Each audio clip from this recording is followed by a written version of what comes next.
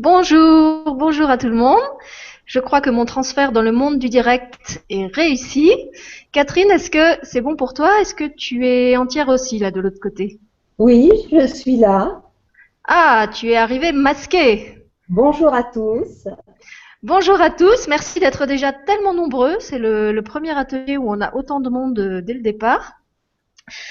Donc merci aux parents, merci aux enfants, merci à tous les invisibles qui sont là et je crois qu'il y en a avoir un paquet.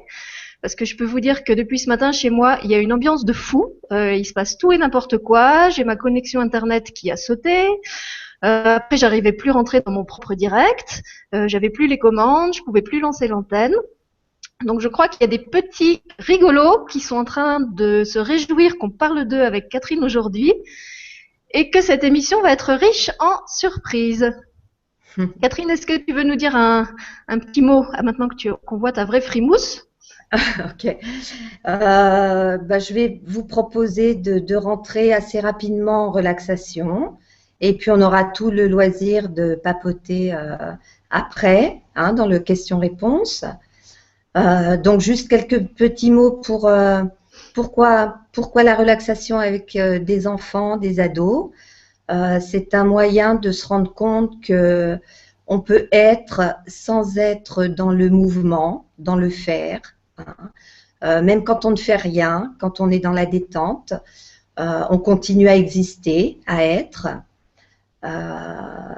C'est un moyen aussi d'être plus près de soi-même, d'aller voir un petit peu en soi ce qui se passe, d'observer son corps, les tensions, de regarder aussi un peu nos émotions, et puis d'apprendre à les repérer, à les identifier, et puis à les libérer autant que possible, hein.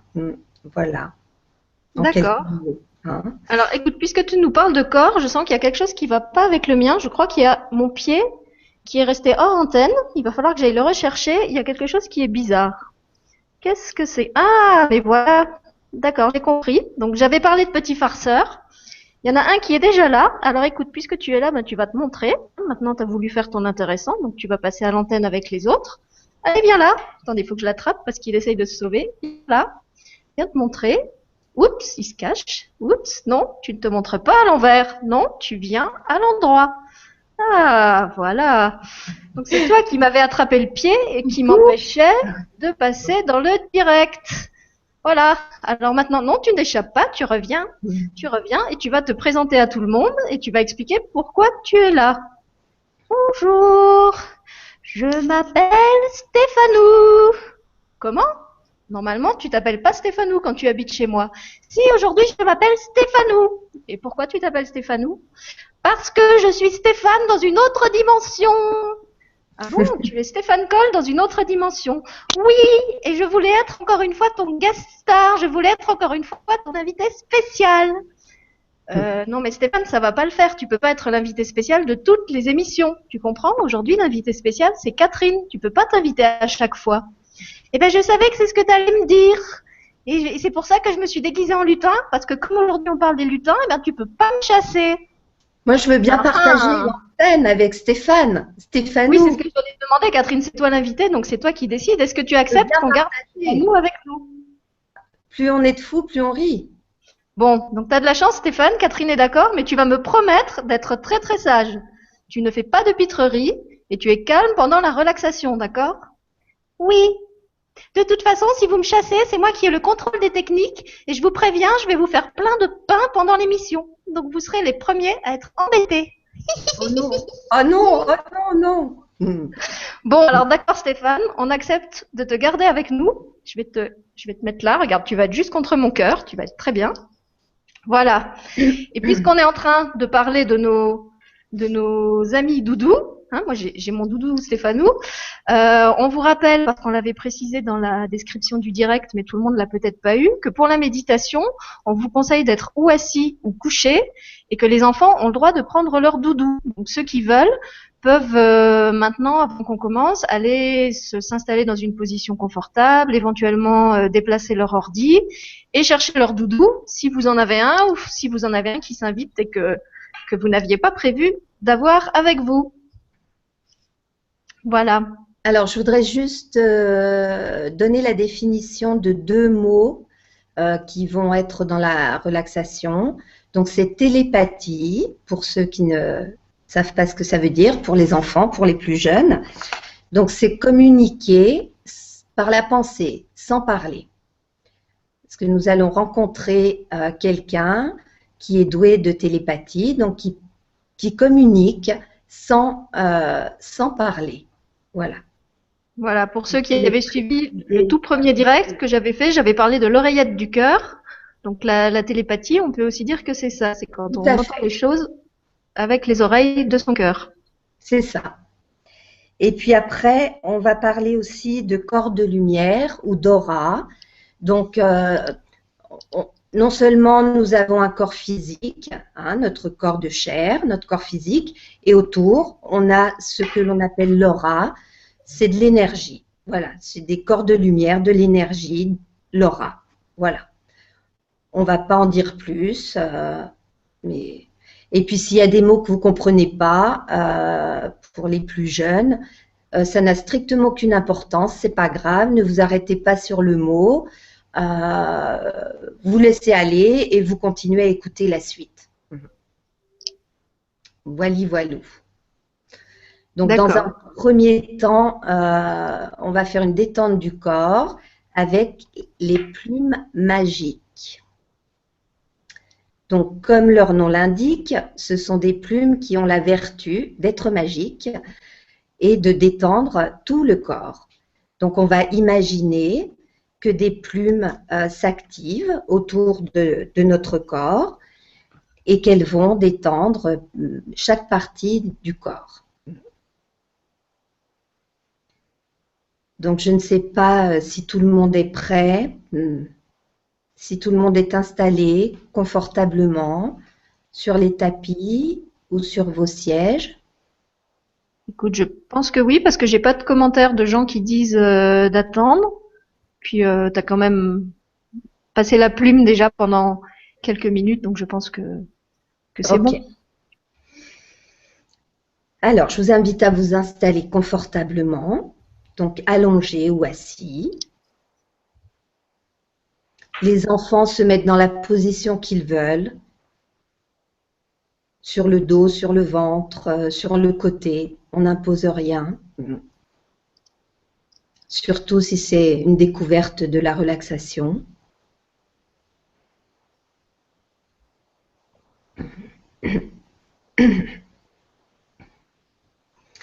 Et puis, on va porter notre attention sur notre respiration. On va inspirer par le nez et souffler par la bouche. On peut fermer les yeux si vous êtes plus à l'aise pour imaginer, pour visualiser. On peut les garder ouverts aussi. On fait vraiment comme on sent de façon à être le plus confort possible. Vous pouvez poser les mains sur votre ventre et faire quelques respirations. Donc j'inspire, je sens mon ventre se gonfler un petit peu comme un ballon. Et j'expire, je souffle par la bouche et je sens mon ventre se dégonfler. Je vous laisse quelques instants faire quelques respirations.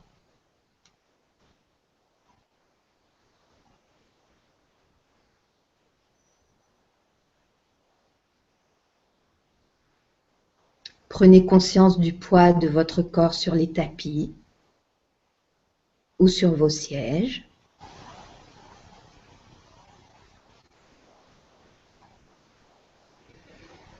Et nous allons demander à nos plumes magiques de s'activer autour de nous. Vous pouvez décider que vous en avez une, que vous en avez deux, que vous en avez plusieurs autres, des petites, des grandes. Je vous invite à imaginer vos plumes, voir leur taille, leur couleur, leur texture.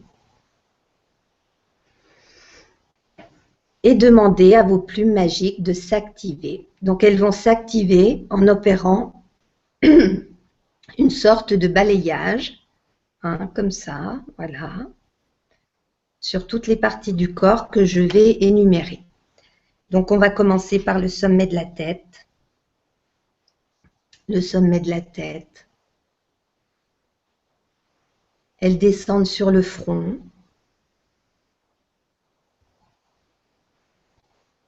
Sur les yeux. Les tempes. Les oreilles. Les joues. Le nez. La bouche. Le menton. Vous pouvez entrouvrir un petit peu la bouche, parce qu'on a souvent les mâchoires un petit peu crispées. Donc, on peut faire quelques ouvertures et fermetures de bouche pour décrisper les mâchoires.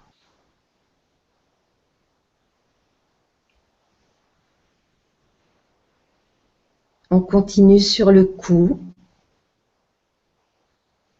l'avant du cou. On passe sur la nuque, l'arrière de la tête. Et toute la tête, tout le visage est complètement détendu. On descend sur les épaules, le haut du dos, et on descend tout doucement jusqu'en bas du dos.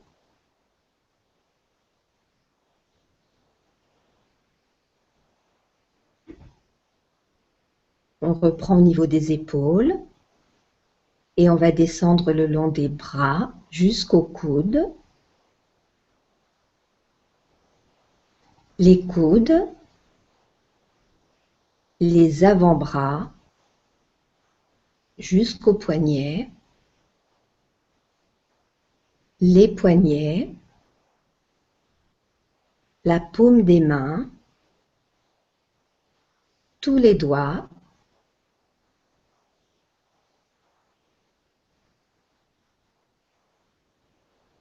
le dessus des mains,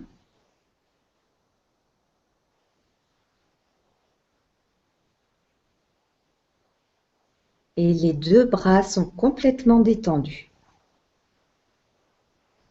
On reprend au niveau des épaules et on descend sur l'avant du corps, la poitrine, le torse, au niveau de l'estomac, le ventre, les hanches, tout l'avant du corps.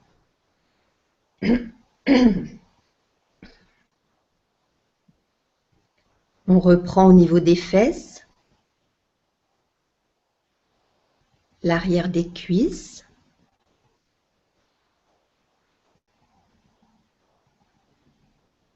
l'arrière des genoux,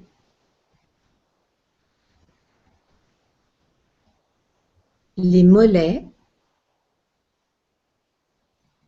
les chevilles,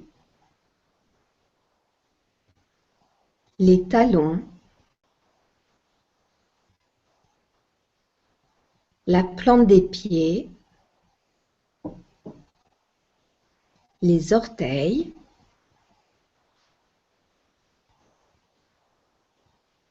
le dessus des pieds,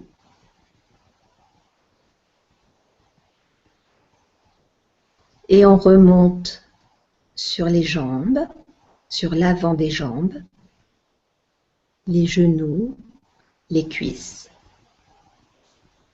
Et les jambes sont complètement détendues. Si vous sentez encore un endroit un peu tendu où il y a des petites tensions, repassez les plumes magiques.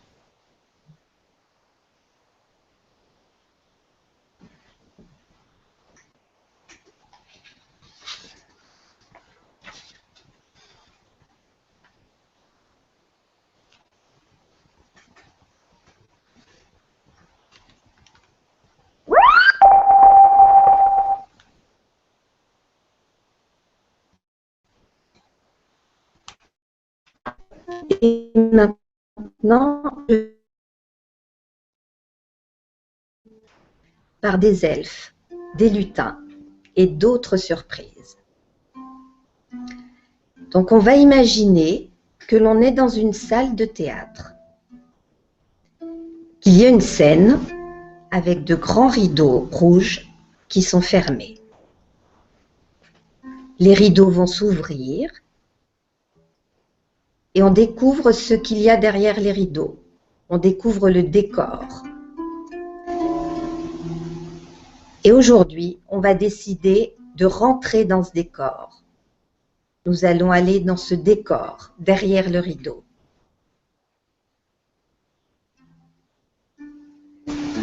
On découvre un paysage. Les arbres ont l'air vivants, les fleurs aussi. Nous voyons un sentier bordé d'une multitude de petites fleurs multicolores en forme de clochettes. D'ailleurs, si l'on prête l'oreille, on les entend tintinabuler. Nous allons rejoindre ce sentier. Pose tes pieds sur l'herbe tendre, moelleuse comme un épais tapis de laine. Et pas à pas, nous allons rejoindre le cœur de la forêt. Tout en marchant, tu regardes autour de toi, tu observes les arbres et on peut entendre le pépiement des oiseaux perchés sur les plus hautes branches. Ils ont fière allure, ces grands arbres. Ils ressemblent à des géants, gardiens de la forêt. Oh oh, un écureuil, comme son pelage chatoie au soleil et sa queue en panache sont beaux. Il te regarde avec ses petits yeux noisettes. Son museau frissonne et, rappelle-toi que nous sommes de l'autre côté du rideau, il se met à parler. Bonjour, je suis ton guide et je vais te montrer le chemin pour arriver au village des élémentaux. Le chemin devient plus étroit, plus sinueux aussi. L'odeur des feuilles humides et de la terre embaume l'air. La végétation se fait plus dense, mais les rayons du soleil arrivent encore à se faufiler au travers du feuillage et forment de grands traits lumineux. Ce ne serait pas l'odeur d'un feu de bois? Oui, en effet. Regarde les volutes de fumée qui dessinent de jolies arabesques en s'enroulant à la cime des arbres. Nous approchons de notre destination. Un grand rideau de feuilles et de branches barre le chemin. Sur le bord du chemin, un rocher a l'air de t'observer. C'est vrai qu'il a une forme particulière. On dirait qu'il a un visage. Une forte énergie et une grande présence émanent de ce rocher. Il est sûrement habité par un esprit de la nature. À côté de lui, il y a une pancarte à moitié cachée par des lianes qui s'enroulent autour, avec une inscription gravée dans le bois. Credendo vides. Ouh là là, mais qu'est-ce que ça veut dire? Peut-être que si tu dégages un peu les lianes, l'inscription, tu trouveras un indice. En effet, regarde, une autre inscription est gravée en dessous, en plus petites lettres. C'est la traduction. Ouf! Peut-être pourras-tu voir si tu y crois. Voilà ce que ça veut dire. Peut-être pourras-tu voir si tu y crois. Tout un programme, n'est-ce pas? Puis, dans un bruissement de feuilles, les longues branches s'écartent pour te laisser passer et se referment derrière toi. L'endroit doit rester secret et seules les personnes au cœur pur sont autorisées à passer. De l'autre côté de ce rideau végétal, tu découvres un paysage féerique. L'air est pur, le ciel un peu mauve scintille. Les couleurs sont chatoyantes, sans agresser les yeux. Pour rejoindre le village, un chemin serpente le long d'un ruisseau qui glougloute. L'eau est transparente et l'on peut voir quelques poissons nager. Des petites maisons au toit de chaume se fondent dans le paysage. Leurs fenêtres sont ornées de jolies jardinières de fleurs. De l'autre côté de la rivière, des maisons d'une architecture différente sont construites sur les berges. On dirait qu'elles sont en verre et elles reflètent le ciel et les arbres. Nous continuons à descendre en direction de la place du village. Dans les arbres sont suspendues des petites maisons rondes aux toits pointus. Mais qui habite dans ces jolies petites maisons ? La réponse ne se fait pas attendre. Une fée sort de sa maison dans un froufroutement de voile léger, se poste sur une plateforme en bois, déploie ses ailes brillantes et s'envole dans notre direction. Elle vibrillonne, fait des pirouettes et plonge à toute allure en faisant la toupie pour te souhaiter la bienvenue. Nous arrivons enfin sur la place du village où règne une grande agitation. Des lutins aux oreilles pointues, leurs têtes ornées de couronnes de fleurs et de baies sauvages, s'installent tout autour de la place. Des elfes à la peau translucide, grands et tout en finesse, très élégants, vêtus de couleurs pastel, prennent place à leur tour. Des notes de musique cristalline parviennent à tes oreilles malgré le brouhaha ambiant. C'est la musique des elfes qui sont de très bons musiciens. Une lutine aux joues rouges et aux yeux rieurs se dirige vers toi, te prend par la main et t'invite à rejoindre le cercle. Tu t'assois et une grande vague d'amour envahit ton cœur. Tout le monde papote. Des rires fusent de toutes parts. Puis, peu à peu, le silence s'installe.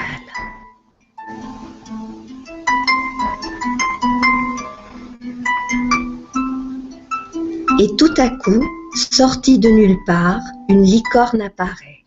Elle prend place au beau milieu du cercle. Son pelage soyeux semble d'une extrême douceur. Si blanche, si rayonnante, que l'on dirait qu'elle est éclairée de l'intérieur, comme un lampion. Sais-tu que les licornes ont des pouvoirs de guérison et sont douées pour la télépathie ? Lentement, de son beau port altier, elle se met en marche pour faire le tour du cercle. Elle va passer devant chacun et chacune d'entre vous, s'arrêter quelques instants, et avec beaucoup d'amour, de douceur et de bienveillance, elle va attirer à elle, comme un aimant, toute l'énergie des tristesses, des disputes, des inquiétudes, des colères, qui est enfouie au plus profond de ton corps, et peut-être te livrera-t-elle un message. Elle arrive devant toi. Tu plonges ton regard dans ces grands yeux pailletés qui te sourient et qui sont si doux. Tu inspires et tu souffles. Laisse partir toute cette vieille énergie dont tu n'as plus besoin. Autant de fois qu'il sera nécessaire. Tu inspires et tu souffles.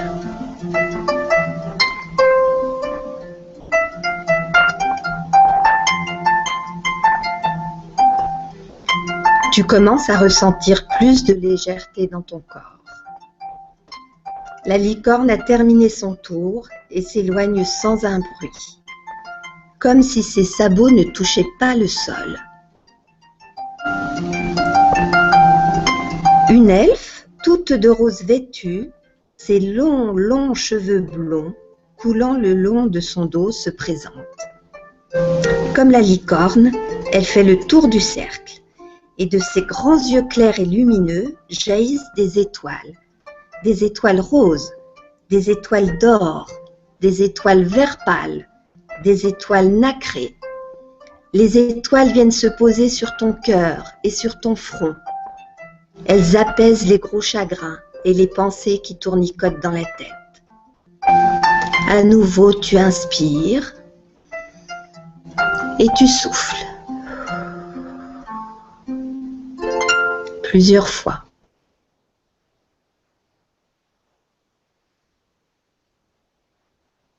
Puis un lutin arrive à son tour, coiffé d'un grand bonnet pointu, dont le pompon touche presque le sol. Un grand sourire illumine son visage. Il se met à agiter les mains et des rayons violets fusent de ses doigts, virevoltent autour de toi pour harmoniser tes corps de lumière. À nouveau, tu inspires et tu souffles.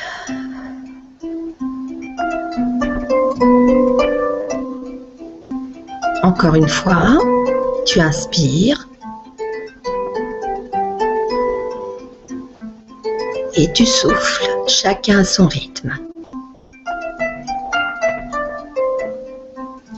Deux autres lutins arrivent, sautillant, agitant leurs mains, et sculptent des spirales d'or et d'argent, scintillantes et lumineuses, qui s'enroulent autour de toi et enlèvent toutes les noirceurs, tout le négatif de ton aura.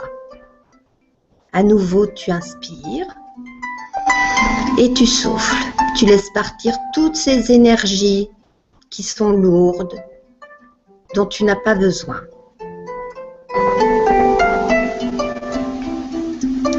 Un elfe leur emboîte le pas, chargé d'un grand sac.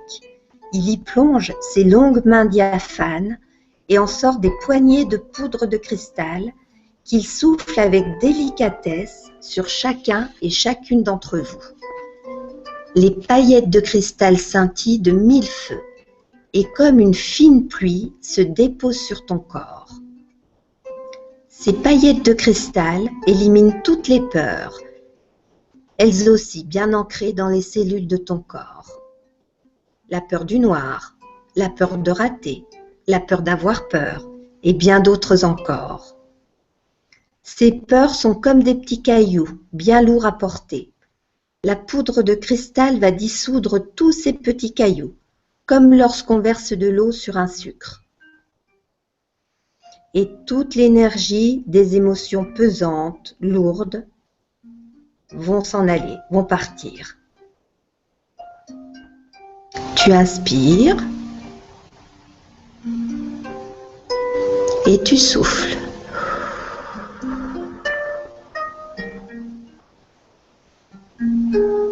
Tu peux imaginer les petits cailloux qui se dissolvent, qui fondent, comme les sucres, dans de l'eau.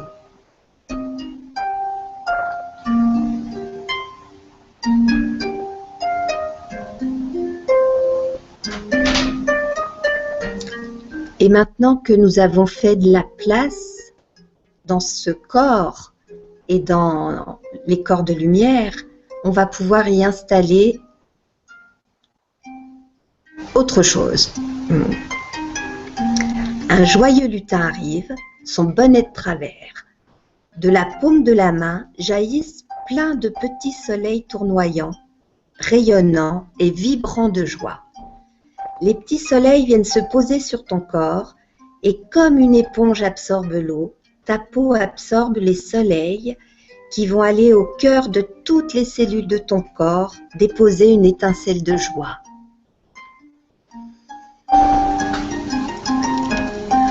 Ressens tous ces petits soleils qui vibrillonnent, qui rayonnent, qui sont lumineux. Ta peau les absorbe. Et ces petits soleils vont aller s'installer dans la moindre de petites cellules de ton corps.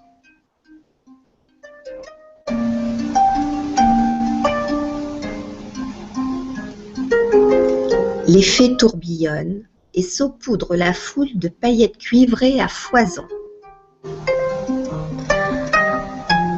De grands sourires illuminent vos visages, des étoiles brillent dans vos yeux, des vibrations de joie, d'harmonie, de bien-être, d'amitié aussi émanent de tout le groupe.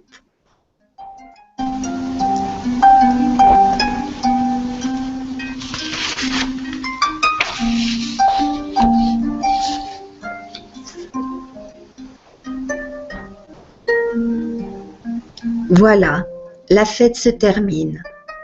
Un joyeux brouhaha reprend. Il est temps de se dire au revoir. Une fée dépose un baiser sur ton front. Les lutins sautillants t'encerclent et te souhaitent un bon retour. Les elfes, plus réservés, s'approchent et font une révérence. C'est le cœur rempli de gratitude que toi aussi tu salues tes nouveaux amis.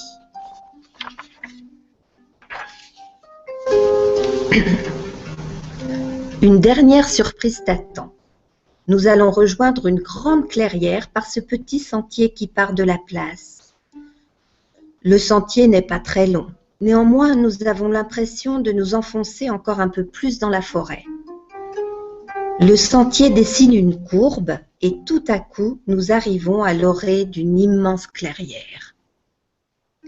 Je sais, c'est impressionnant de voir tous ces dragons réunis. Arrête-toi un instant, observe-les.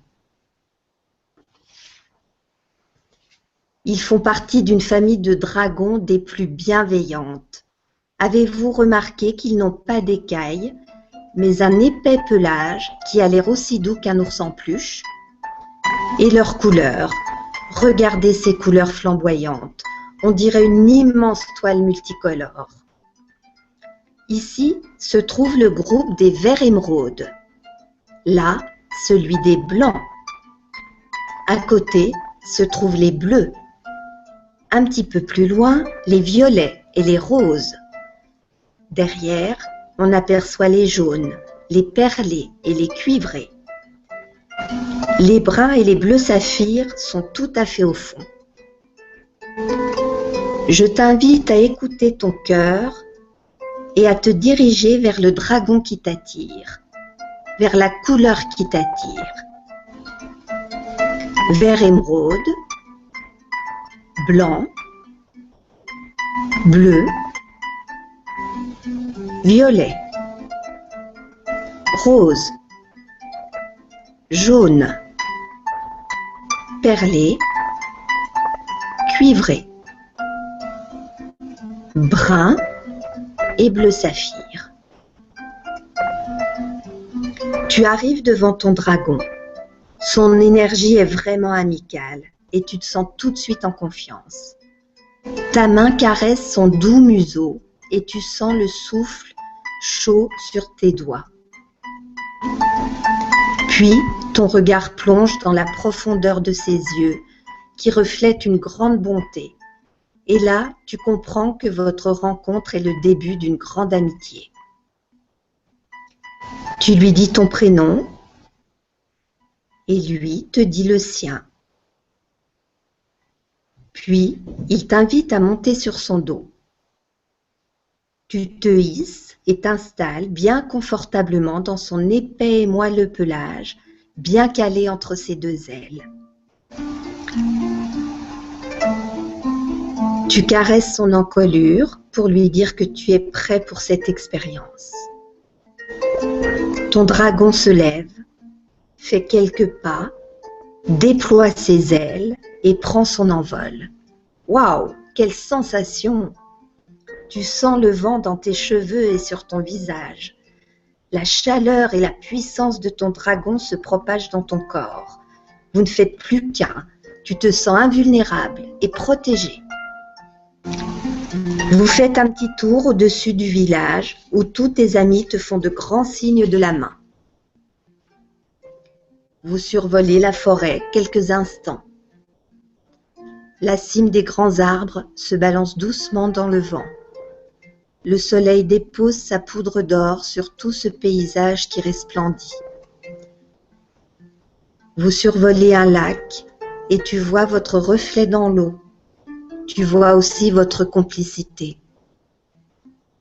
Puis, ton dragon amorce sa descente et se pose délicatement. Il se baisse pour te laisser glisser le long de son flanc. Il est temps de vous dire au revoir. Tu remercies ton dragon pour ce merveilleux vol et vous vous promettez de vous revoir bientôt. Dans un bruissement d'ailes, ton dragon s'en retourne chez lui. Et tout doucement, tu reprends contact avec le poids de ton corps sur le tapis ou sur le siège. Tu peux commencer à bouger les pieds, les mains, les jambes, les bras. Tu peux t'étirer, bâiller et finir en ouvrant les yeux.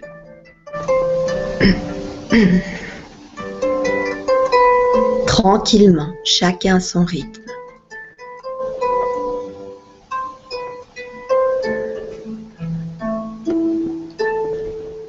Chacun revient tranquillement à son rythme. Vous reprenez contact avec le poids du corps sur le tapis ou sur la chaise, le fauteuil. Tranquillement, vous respirez, vous inspirez, vous soufflez.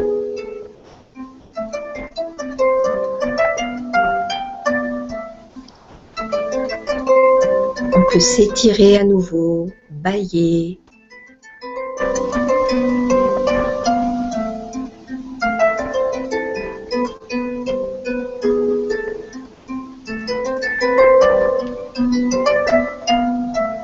Je vous laisse quelques instants pour reprendre contact avec la pièce dans laquelle vous êtes. Quand vous serez prêt, peut-être vous pourrez vous manifester, envoyer un petit message à Sylvie.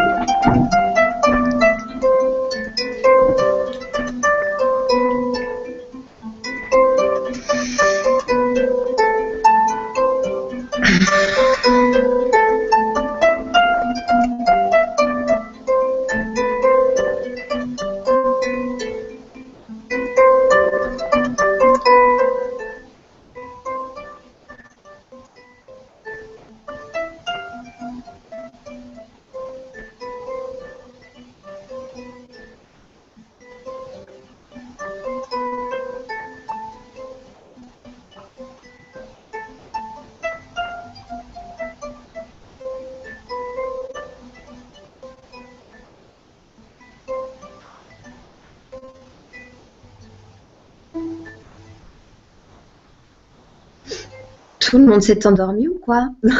En fait, je crois qu'ils sont comme moi, ils sont un peu longs à revenir. Tu nous as emmenés tellement loin. Bon, je crois qu'ils commencent quand même à revenir petit à petit parce que j'ai Amélie, par exemple, qui nous dit bonjour à vous, Catherine. J'ai trouvé cette relaxation enchantée magnifique. Pouvons-nous nous la procurer quelque part? Merci beaucoup. Oui, en regardant en replay l'émission. Mais elle voulait peut-être dire par écrit, en fait. Est-ce que tu l'as par écrit, ta méditation? Alors, c'est moi qui l'ai écrite et j'aimerais bien en faire un CD, en fait, parce que j'en ai écrit quelques-unes et j'ai comme projet d'en faire un CD. Mais bon, qui n'est pas encore fait pour l'instant. Donc pour l'instant, voilà, en réécoutant l'émission. Oui, en plus, elle arrive vraiment juste au début, la méditation. Donc, voilà. C'est pas difficile de la retrouver. Hein. Ou alors, peut-être que je pourrais la mettre, la réenregistrer, la poster, juste vraiment que la méditation sur YouTube, quelque chose comme ça. Je sais pas, ou peut-être qu'on peut découper une partie de l'émission et je sais qu'ils ont fait ça avec le vibratelier de Julien et Gwénoline, de le découper en petits morceaux pour que les gens puissent réécouter section par section. Donc peut-être qu'ils auraient la possibilité d'isoler la méditation du reste. Mais écoute, moi je crois qu'il faut que tu te casses pas la tête. Elle est vraiment juste au début de l'émission. Il passe les 5 premières minutes où Stéphanou nous fait son coucou surprise et après c'est bon, ils y sont dans la méditation. Ok. Voilà. D'ailleurs, Stéphanou, ça t'a plu la méditation? Oh oui, c'était top, Moumout. Moi, j'étais complètement partie. Ouh, d'ailleurs, je plane encore. Bon, je crois que Stéphanou a adoré ta méditation. Alors moi, j'ai adoré aussi. Au collège, les ados ont beaucoup de mal à reprendre contact avec l'environnement et repartir en cours l'après-midi. Ils n'en ont pas du tout envie en fait. Donc ça leur apporte un bienfait, mais en même temps, après, pour eux, c'est un peu difficile de se replonger dans l'énergie du collège et des cours. Oui, moi je comprends parce que c'est vrai que j'ai vraiment eu beaucoup de... Bon, avec la méditation, j'ai toujours de la difficulté à revenir, surtout quand on me fait monter haut comme ça. Et là, en fait, au moment où tu disais que le dragon revenait dans la clairière, moi, il revenait pas du tout. Le dragon, il était parti dans l'espace, il regardait la Terre, il regardait les grilles énergétiques en cristal autour de la Terre, et il avait pas du tout envie de revenir. Ah oui, oui. Donc, il a vraiment fallu que je me fasse violence pour le ramener. On peut prolonger quand on le fait, quand on n'a pas de contrainte de temps et après, voilà, on peut prolonger. C'est bien de la faire écouter peut-être le soir aussi avant de s'endormir. Comme ça, les enfants ou les ados finissent par s'endormir à la fin, quoi. C'est sûr qu'après ça, on doit faire de beaux rêves. En même temps, je sais pas si ça... si ça détend, mais moi en même temps ça m'a donné une énergie folle quoi. Surtout le moment où tu as fait appel au dragon, j'ai le cœur qui s'est mis à pulser à 3000 à l'heure et je sentais plein d'énergie qui fourmillait en fait avant même de savoir que c'était les dragons. Quand tu nous as amenés dans la clairière, j'avais l'énergie qui courait partout dans le corps. Et après ça me tapait très fort dans le cœur et dans le plexus. Donc au lieu d'être, j'étais détendue, mais en même temps j'avais une super énergie de tonnerre, quoi. Oui, ils transmettent énormément de puissance, les dragons. Beaucoup. Oui, puis je pense qu'en fait, au moment où toi tu racontes, il y en a qui doivent se manifester parce qu'on sent vraiment au niveau de l'énergie dans le corps qu'il y a des choses qui se passent. C'est pas juste une fiction, ce que tu racontes. Il y a des choses qui se passent. Oui. La vague d'amour aussi chez les lutins, quand tu disais qu'ils font le cercle là et qu'ils nous envoient tous de l'amour, moi je l'ai ressenti super fort. Et pour moi, ce qui était marrant, c'est qu'en fait, tout ce que tu racontais, je le voyais avant. C'est-à-dire que j'avais l'image qui arrivait en premier, et après tu racontais. Donc, on arrivait au rocher. En fait, je voyais le visage avant que tu dises que le rocher avait un visage, et c'était un petit peu tout le temps comme ça. Donc, ils doivent bien favoriser la télépathie aussi. Tes copains. Vraiment alors. Hein. Ah bah tu sais, moi j'étais chez moi là. Hein. Tu m'as emmené vraiment dans mon pays. Chez moi, retour à la maison. Ouais, et puis je crois que je l'ai jamais quitté en fait. Donc j'étais vraiment à l'aise. En tout cas, c'était super. Merci. Merci. Voilà. Alors, écoute, je sais pas si j'ai déjà des réactions. Ah bah d'ailleurs, je peux te dire que tu as dû attirer du monde parce que chez moi, il y en a d'autres qui sont arrivés. Alors bah je vois qu'il y a un dragon justement qui vient nous faire coucou. Voilà. Attends, je vais essayer de le montrer bien. Voilà. Donc c'est mon fils l'appelle Petit Rouge. C'est un dragon qui a été fait par une amie qui s'appelle Sourisette, qui a des doigts de fée, qui coud des choses magnifiques. Donc voilà, c'est Petit Rouge qui s'est manifesté. En fait, il me dit que tout à l'heure, il voudrait vous apprendre quelque chose. Voilà, donc je pense qu'il va revenir. Et puis, il y a un copain de Stéphanou qui est arrivé. Alors, je sais pas trop comment, tu as dû le faire venir aussi par ta méditation. Voilà, donc c'est lui. Il s'appelle Solsteg. C'est un lutin du solstice d'hiver. Je sais pas si vous le voyez, il est un peu scintillant. En fait, il a des paillettes. Il est fait aussi par Sourisette. Elle en vend, si vous en voulez. Elle en vend dans son magasin qui s'appelle La Caverne aux Lutins. Vous pouvez le trouver sur Facebook. Et alors, elle m'a expliqué que le solstègue est un lutin du solstice qui exauce les vœux au moment du solstice d'hiver. Donc, solstègue, je comprends pas bien ce que tu fais avec nous aujourd'hui, parce que le solstice d'hiver, c'est pas maintenant. Est-ce que tu peux nous expliquer? Ah, alors en fait, il m'explique que lui, il s'occupe du solstice d'hiver, mais qu'il a un cousin qui s'occupe de l'équinoxe, qui arrive très bientôt, et que à un moment dans l'émission, il aimerait bien nous parler un petit peu de l'équinoxe et nous proposer quelque chose qu'on pourrait faire à ce moment-là. Voilà, Solsteg, tu nous fais signe quand tu veux venir. En tout cas, tu vois, tu as attiré du beau monde. Hein. Voilà. Alors moi, je vais pour présenter mon dragon, qui en fait est une dragonne. Moi aussi, c'est une dragonne. Et elle est blanche d'ailleurs, la mienne. Et je vois que la tienne est blanche aussi, non? La mienne est blanche. Elle a des grands yeux avec des grands cils de fille. Voilà. Et elle s'appelle Elphéa. Oh. Oui, d'ailleurs, si parmi vous, il y en a qui ont envie de dessiner ce qu'ils ont vu pendant la méditation, que ce soit vous les adultes ou vous les enfants, ne vous en privez pas. Je crois que Catherine fait faire ça quelquefois.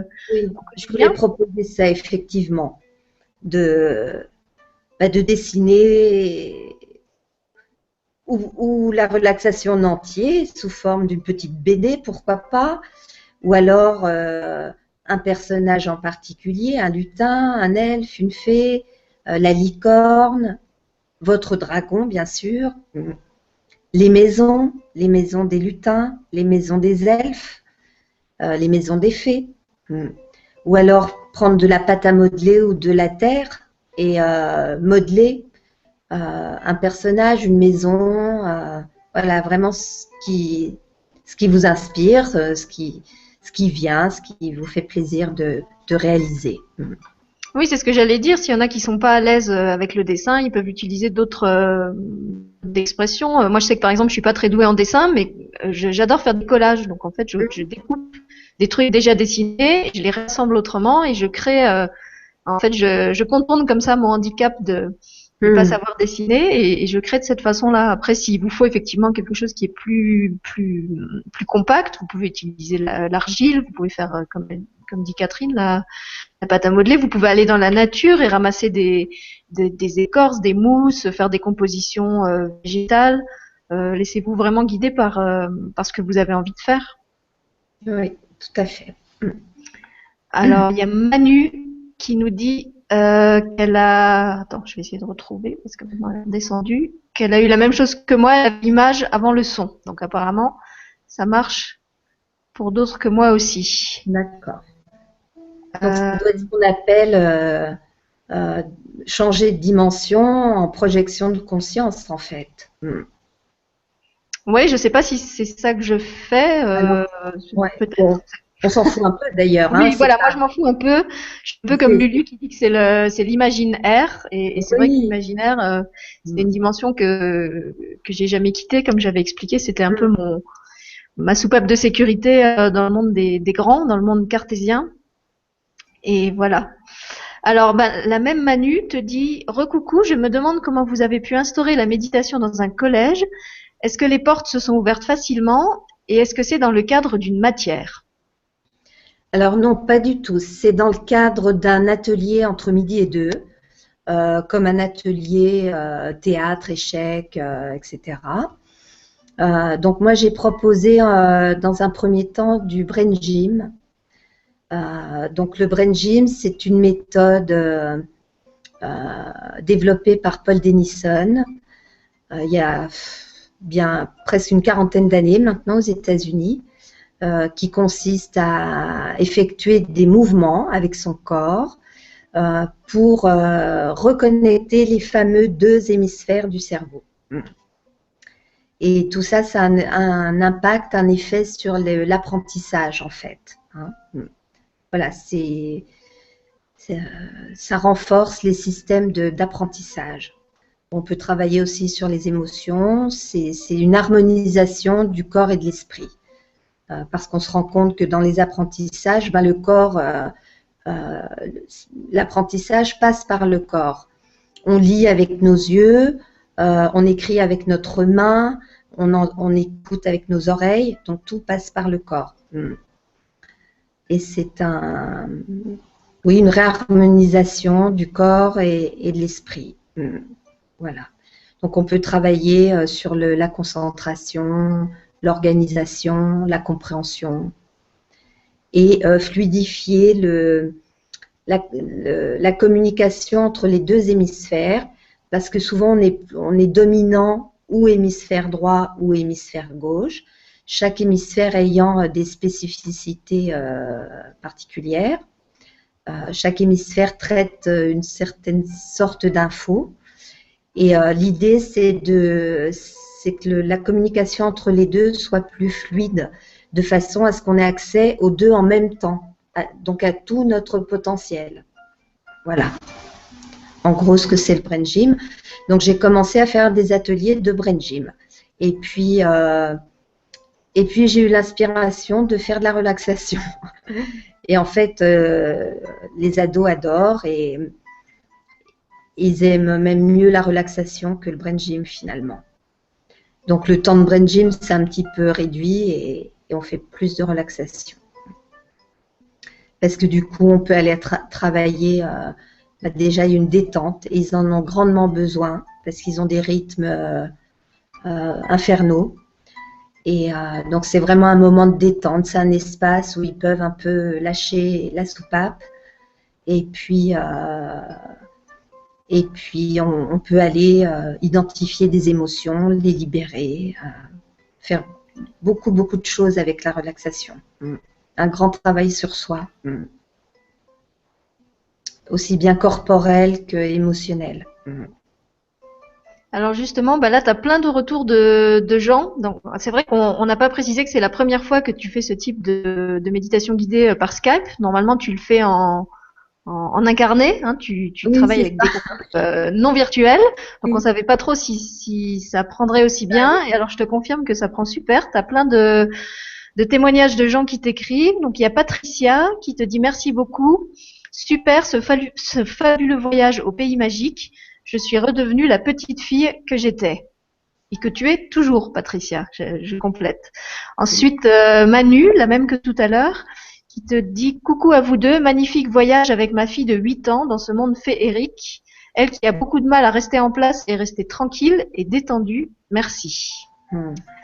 Merci beaucoup, Catherine. Ça, c'est un message d'Aurore.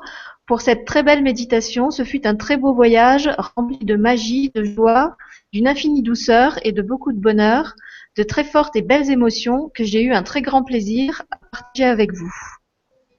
Voilà. Et puis il y avait un autre témoignage un peu différent. Attends, je vais encore te lire ça. Bonjour à toutes les deux et merci. J'ai du mal à revenir, donc c'était bien ça. C'était pour ça que personne ne se manifestait, personne ne revenait. Je pense que je la réécouterai. Et si Catherine a besoin de quelqu'un pour illustrer ses méditations, comme je suis graphiste, je peux lui proposer mes services. Ces méditations m'inspirent. 3 petits points. Voilà. Donc, tu as inspiré quelqu'un d'autre. Je veux bien qu'on rentre en contact. Alors moi, je dessine un peu aussi, mais pourquoi pas. C'est vrai qu'on n'a pas raconté en fait comment on s'était rencontrés, Catherine et moi. Donc Catherine m'avait envoyé une aquarelle qu'elle avait faite pour le projet créatif que j'avais proposé à la fin de la première émission, où j'avais lu un conte et proposé à des participants du Grand Changement de l'illustrer. Je rappelle d'ailleurs que le projet est toujours en cours et que vous pouvez toujours participer si vous voulez. Et Catherine m'avait envoyé une aquarelle et puis on a continué à échanger par mail.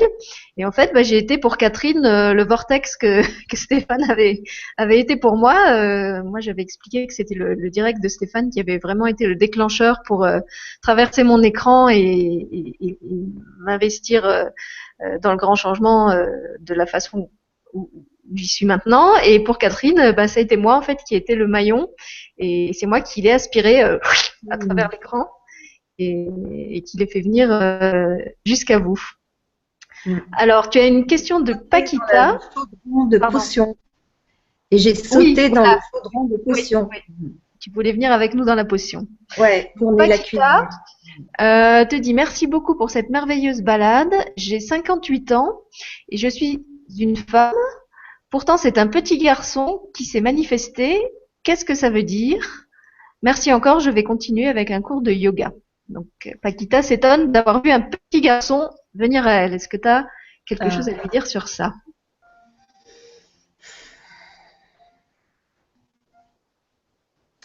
À quel moment en particulier? Elle s'est retrouvée, elle, en petit garçon? Elle me dit qu'elle a un petit garçon qui s'est manifesté pendant la méditation. Oui. Je sais pas trop. Est-ce que dans son entourage, il y a un enfant qui est décédé, qui aurait pu se manifester comme ça? Ça Après, peut être aussi son masculin intérieur qui demande à s'exprimer, peut-être d'une manière plus joyeuse, plus juvénile, moins oui, carrée, peut-être. oui, tout à C'est fait. pas forcément quelque chose de triste ou de.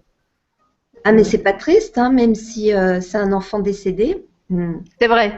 Non, je pense à ça parce qu'en fait, je recherche la question. Voilà, il y a Elisa qui nous disait merci pour ce magnifique voyage. Au retour, j'ai envie de pleurer. Est-ce de la gratitude, de la tristesse ou les deux? Impossible à définir. Qu'est-ce? Même sensation. Je l'ai perdu. Voilà, en fait, elle nous disait qu'elle, au lieu de ressentir seulement de la joie, elle a de la gratitude et de la tristesse qui se sont mélangées. Donc, comme tu as dit que c'était une méditation qui agit sur des émotions, peut-être que tu Oui. peux. Alors ça peut être une libération de certaines émotions qui sont remontées à la surface. Donc surtout ne pas se retenir de pleurer si on a envie de pleurer par exemple, hein, pas bloquer les larmes, laisser vraiment remonter les émotions. Euh, Peu importe, sans trop se chercher, sans trop mettre le mental là-dessus, laisser vraiment sortir toutes ces émotions, accepter qu'elles soient là. Et puis, de toute façon, elles vont passer. Les émotions sont des ressentis au niveau du corps qui finissent toujours par passer. Hein. C'est comme un nuage dans le ciel. Ça nous traverse en fait. Donc, accepter que ces émotions-là soient présentes et puis les laisser partir. Elles vont finir par se libérer. Après, c'est un endroit où il y a vraiment beaucoup d'amour, de très belles énergies. Donc, quand on revient dans un monde un petit peu plus dur. Donc, ça peut aussi déranger un peu. Mais ce qu'il faut savoir, c'est qu'on peut y retourner quand on veut.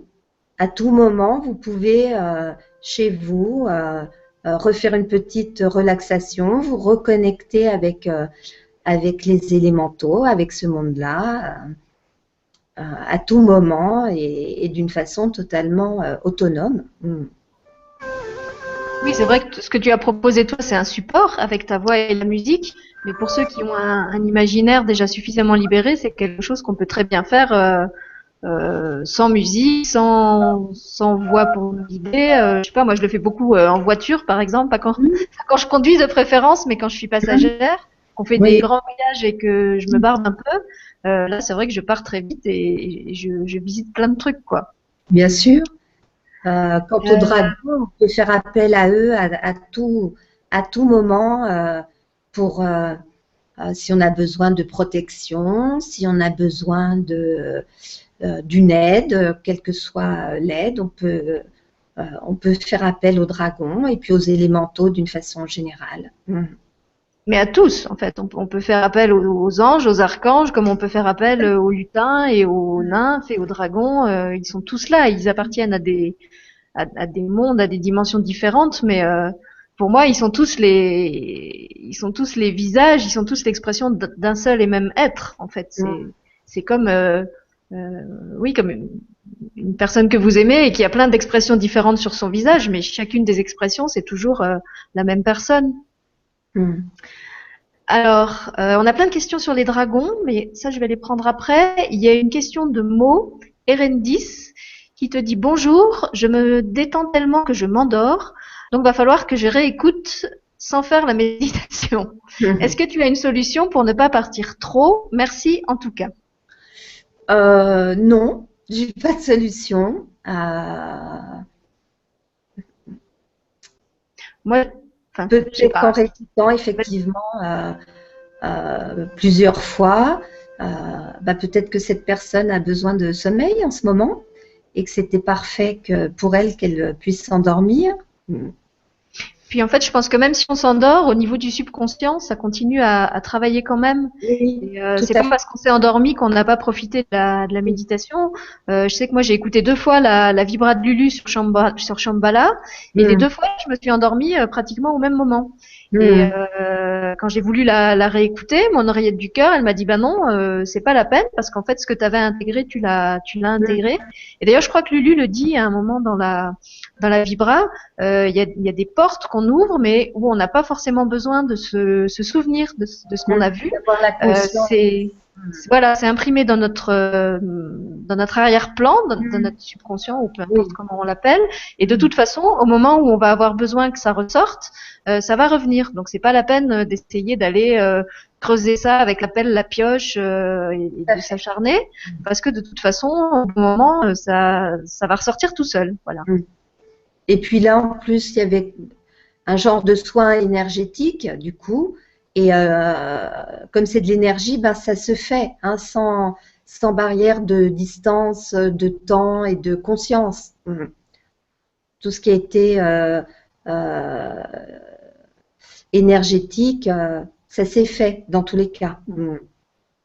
Et alors, puisqu'on parle de soins énergétiques, moi, je vais vous partager un petit scoop que je tiens de Yann Lipnik qui m'a donné pour les ateliers que je fais avec les enfants et que j'utilise beaucoup dans les crèches et les maternelles.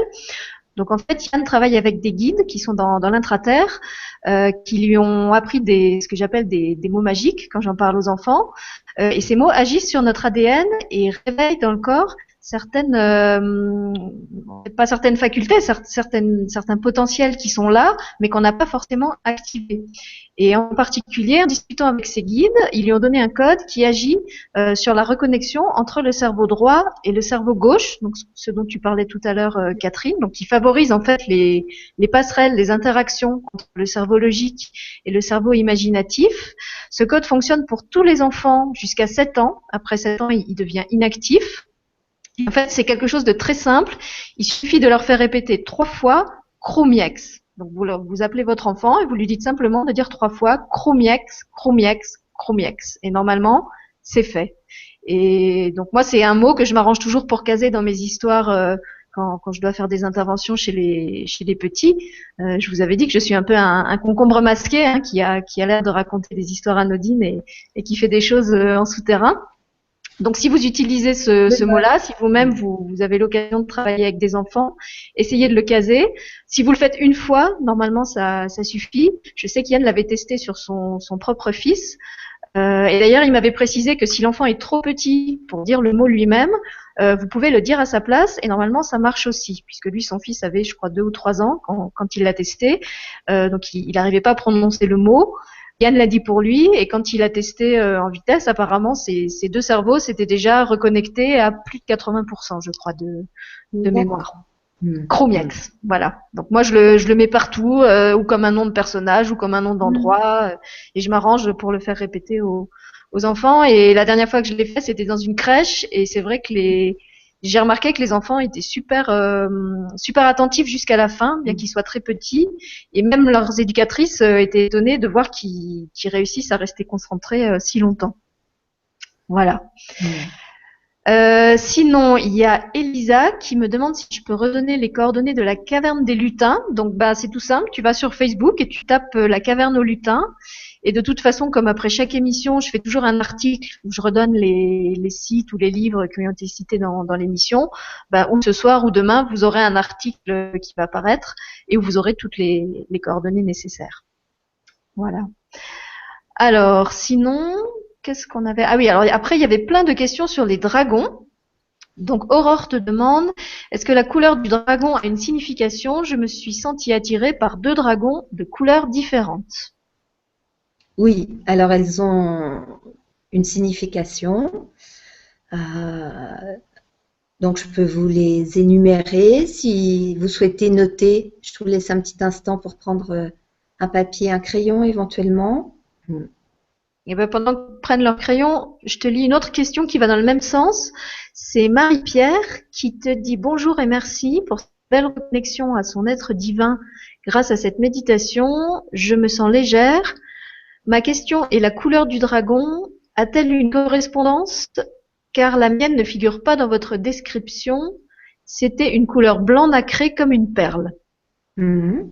Donc effectivement, moi, mon dragon, il n'est pas blanc uni, il est blanc avec des reflets arc-en-ciel. Donc peut-être que dans ceux que tu as énumérés, il y a des variantes qui existent, mais que tu n'as pas forcément citées. Alors blanc nacré, ça pourrait peut-être correspondre au dragon perlé, comme une perle qui est nacrée en fait. Et arc-en-ciel, ben, je sais pas. Je sais pas. Donc je vais vous dire ceux que je connais. Donc le vert émeraude, il va harmoniser le corps holistique avec la terre. Donc tous nos corps énergétiques en fait. Alors c'est une source, j'ai fait un séminaire avec Isabelle Saint-Germain, qui est une dame québécoise, donc qui donne des séminaires, qui reçoit des enseignements et qui transmet ces enseignements. Et lors d'un de ces séminaires, il y avait une partie sur les dragons. Donc c'est par cette source que je vous transmets la signification des couleurs. Après, je ne sais pas si Yann Lipnik en parle dans ses livres et si ça correspond aux mêmes significations. Donc le vert émeraude harmonise les corps holistiques avec la terre. Le blanc libère les pensées négatives. Le violet transforme et transmute l'énergie disqualifiée. Donc toutes les énergies disqualifiées dont on n'a plus besoin. Le rose, c'est l'énergie de l'amour divin absolu qui harmonise, qui apporte la douceur et la compassion pour soi. Le jaune apporte la joie de vivre et il aide pour les études. Donc celui-là, on peut l'appeler souvent à l'école pour des contrôles. On peut demander l'aide des dragons jaunes. C'est vrai que c'est peut-être quelque chose qu'il faut préciser, c'est que si vous appelez votre dragon, évidemment, il ne va pas se manifester sous une forme physique. Donc, si vous êtes en classe et que vous appelez votre dragon, il n'y a pas de problème. À part si votre maîtresse est clairvoyante, normalement, vous n'allez pas avoir tout le monde qui s'enfuit et qui sera écrasé par le poids du dragon. Vous pouvez très bien ou lui demander de venir, ou même sans lui demander de venir. Si vous avez un lien avec les dragons, vous êtes de toute façon connecté avec eux par la pensée, en fait, et par le cœur, bien sûr. Et à tout moment, en fait, vous pouvez lui demander de vous inspirer, de vous insuffler des réponses, de vous donner de l'énergie, parce qu'ils ont des réserves énergétiques beaucoup plus grandes que nous. Donc, vous pouvez faire appel à eux de plein de façons, sans avoir peur qu'ils se concrétisent et qui viennent qui viennent écraser votre école et votre maîtresse. Ils vont pas atterrir sur le bureau de la maîtresse. Non, en fait, ils sont dans une autre dimension. Donc, quand ils se manifestent, évidemment, c'est comme les autres, quoi. C'est comme les lutins et les elfes et les anges. Ils vont pas vous apparaître dans un corps physique. Et donc, il n'y a pas du tout de danger ou oui, ils vont pas interférer en fait avec votre monde de matière. Par Ça contre, viendra peut-être plus tard. On peut ressentir des frissons, de la chaleur, des choses comme ça au niveau de son propre corps physique. Et moi, ça, c'est normal. Je veux dire, il y a rien. Je ressens beaucoup les dragons au niveau du plexus. En fait, j'ai le plexus qui tape très très fort, comme si j'avais un gros cœur dans le plexus. Et c'est un peu le signe distinctif par rapport à d'autres présences que je ressens autrement. Mais quand il y a un dragon en général, pour moi, ça agit là. Mais après, chacun a son propre alphabet de perception à construire et à utiliser. Alors toujours à propos des dragons, on a Catalina qui te dit merci, c'est dur de revenir. Où puis-je retrouver mon dragon? Elle s'appelle Azora. C'est la première fois que cela m'est arrivé. A-t-on un vrai dragon? Merci et bisous. Alors, est-ce que tu peux répéter la question? J'ai eu une vague d'énergie du dragon et j'ai rien entendu. D'accord. Donc, elle te demande où elle peut retrouver son dragon, qui s'appelle Azora. C'est la première fois qu'elle le rencontre. Et elle demande si on a un vrai dragon. Donc, le vrai dragon, je crois on a répondu, en fait, que c'est, oui, on peut avoir un vrai dragon, mais il est pas sous une forme physique. On peut même travailler avec plusieurs dragons. On peut être lié à plusieurs dragons. Vas-y, je te laisse développer. Elle peut, en l'appelant, juste par l'intention de se connecter avec Azora, reprendre contact avec elle, bien évidemment. Juste par l'intention de rentrer en contact, de l'appeler, de se connecter. Et moi, j'ajouterais par le cœur, parce qu'en fait, le grand standard, la grande porte de tout, c'est le cœur. Donc, tu vas dans ton cœur, dans ton imaginaire, comme l'appelle Lulumineuse, et t'appelles ton dragon là. Déjà, si tu as réussi à entendre son nom, à la voir et tout ça, c'est que de toute façon, la connexion, elle est déjà bien installée. Et peut-être que après, tu peux lui poser plein de questions. Tu peux lui demander si elle a une spécialité, si c'est plus un dragon purificateur, si c'est un dragon qui fait des soins. Il y a des dragons qui chargent les pierres ou les bijoux. Il y a des dragons qui gardent certains lieux sacrés. Donc tu parle vraiment avec elle comme si c'était une amie, comme si tu avais ton chien ou ton chat à côté de toi et qu'il était capable de te répondre. Et d'ailleurs, il l'est aussi. Et puis tu verras, elle va te raconter plein de choses sur elle. Voilà. Et sur le fait que tu es surprise, moi je peux te raconter comment ça s'est passé pour moi, parce que je savais pas du tout non plus que j'avais un dragon. En fait, une fois où je parlais avec mon cœur, il m'avait expliqué qu'il y a longtemps, j'avais travaillé avec des dragons dans l'intraterre. Et j'étais sortie de là en pensant encore une fois, j'étais partie complètement en live et que c'était du n'importe quoi. Et puis cet été, mon fils m'a manifesté son envie d'écrire un livre sur les dragons. Donc il me dit ça un matin en allant à l'école. Je fais pas attention, enfin pas spécialement. Et puis le même jour, je vais sur le site de Yann Lipnik chercher une info sur complètement autre chose, et je vois que Yann a mis en ligne une émission de radio qu'il a faite sur les dragons, et qui d'ailleurs est toujours en ligne, et tu peux l'écouter sur son site. Et comme Yann, c'est quelqu'un de très pratique, qui fait jamais des interventions théoriques, mais qui propose toujours des expérimentations et qui amène du monde avec lui dans les émissions qu'il fait. À un moment, dans cette émission, il explique qu'il a plein de dragons chez lui dans son jardin qui se sont manifestés pour rencontrer justement des humains, et qu'on peut appeler notre dragon et il va venir chez nous. Alors moi je fais l'exercice sans trop y croire. En même temps je sens qu'il se passe quelque chose parce que justement j'ai mon cœur qui tape très très fort depuis le début de l'émission et je comprends pas pourquoi. Et au moment où le dragon arrive, et en fait j'ai une vague d'amour qui me submerge. Je suis assise sur mon lit mais en fait j'ai l'impression que je vais tomber en arrière. Et c'est tellement fort que voilà, je sais que ça peut pas être juste mon imagine, enfin ça peut pas être juste mon mental qui est en train de créer l'image d'un dragon et de s'inventer une émotion parce que c'est un truc super puissant. Donc, je comprends ta surprise, mais voilà, je peux te dire qu'on s'y fait, on apprend à vivre avec et comme je te disais, pose-lui des questions, apprends à la découvrir, apprends à la connaître et de toute façon, elle attend que ça. À mon avis, si elle est venue à ta rencontre, c'est qu'elle attend que ça, que tu lui parles et que vous renouiez, que vous recréiez un lien qui sûrement existe déjà d'une vie d'avant ou je sais pas de où, mais ça va être facile. Voilà, je te dis ça va être facile. Ouvre ton cœur et tout va venir.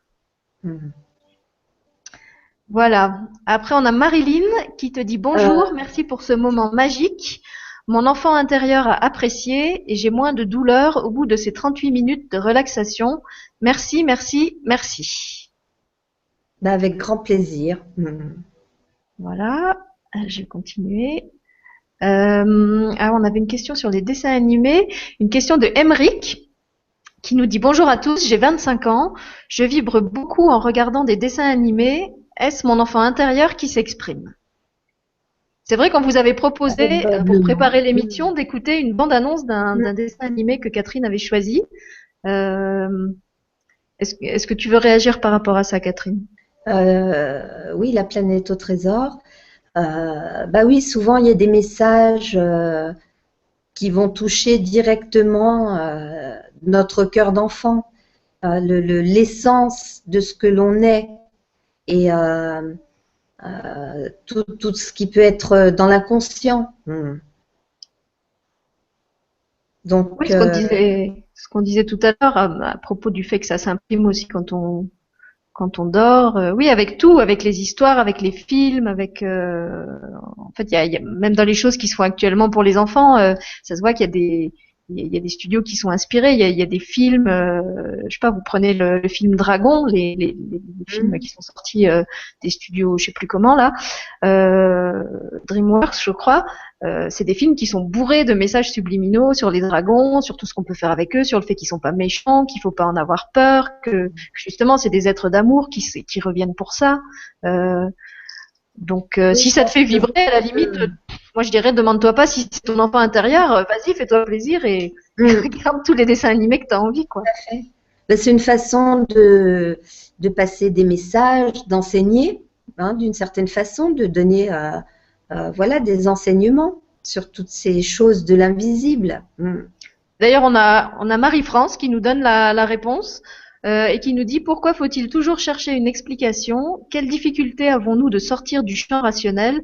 Ne peut-on vivre uniquement dans le ressenti? Donc Marie-France, oui, je suis d'accord avec toi. On peut vivre dans le ressenti et laisser le coco se challenger tout seul. Clin d'œil à Julien.